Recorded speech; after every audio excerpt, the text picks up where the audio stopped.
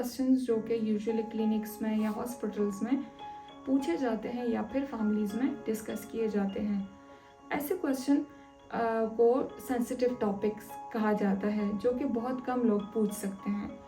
सबसे पहले जो बात है वो है या जो हमारा मेन जो टॉपिक है वो है मेंस्ट्रुअल साइकिल। तो मेंस्ट्रुअल साइकिल कितने डेज़ का होता है, कितने डेज़ का हो तो नॉर्मल रहता है, वरना तो हार्मोन्स की ज़रूरत पड़ती है।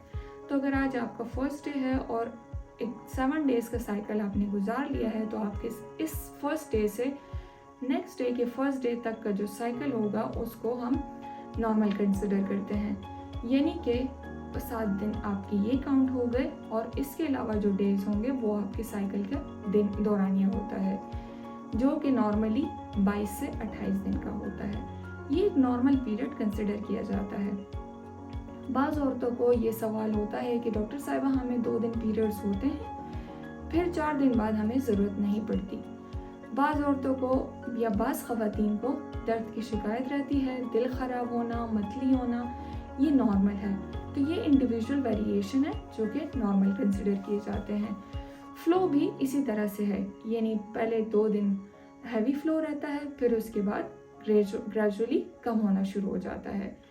तो ये एक नॉर्मल फ़्लो कंसिडर किया जाता है कि अगर आप 1 to 3 पैड्स भी सॉक करते हैं तो दैट इज़ नॉर्मल, यानी 1 से 3 पैड्स तक का इस्तेमाल नॉर्मल कंसिडर किया जाता है।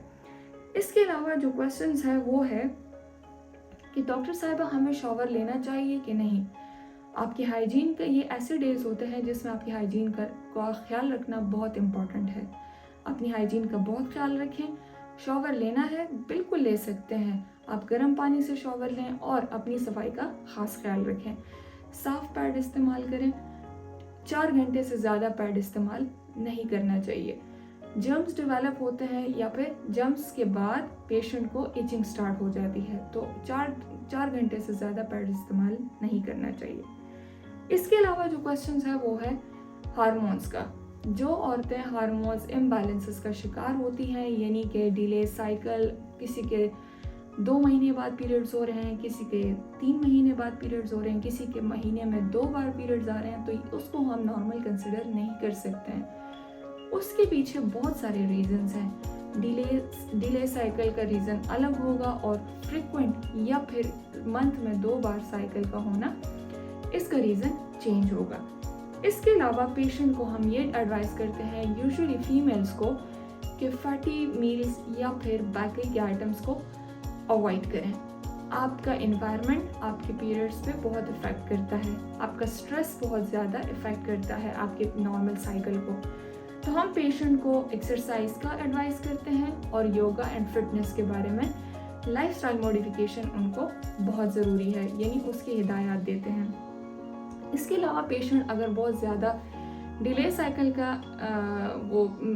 साइकिल के साथ आ रही होती हैं तो उसके हम कुछ टेस्ट करते हैं। नेक्स्ट हमारी वीडियो उस पर बनेगी। आई होप कि जितने क्वेश्चंस होंगे वो अभी तक क्लियर हो चुके होंगे। इसके अलावा भी कोई क्वेश्चन हो तो आप कमेंट सेक्शन में मुझसे पूछ सकते हैं। Thank you very much.